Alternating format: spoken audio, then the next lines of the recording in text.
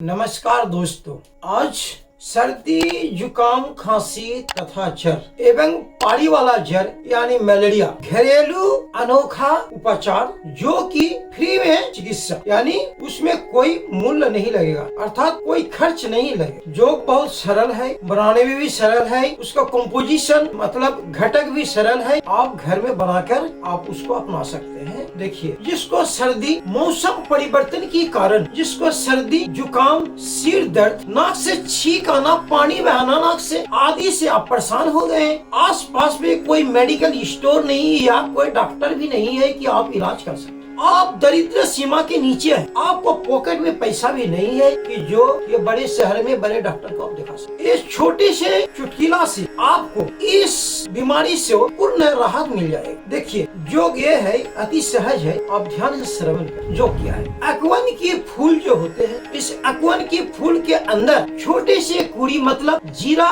कहते हैं, उस जीरा को लीजिए, यानी एक फूल के अंदर एक जीरा होते, उस जीरा को लीजिए और एक काला मिर्च लीजिए, दोनों को खरल में घोट कर गर्म पानी से पी लीजिए। आप देखिए, दिन में 2 बार कीजिए, 3 दिन के अंदर आपको सर्दी, जुकाम, सिर दर्द, पुराने पारी वाला जर आदि आपको खत्म हो जाएगा, आपका तबीयत बढ़िया हो जाएगा। यह सस्ता सरल योग है, आप अवश्य अपनाएंगे, आप पूर्ण लाभ उठाएंगे। नमस्कार, धन्यवाद।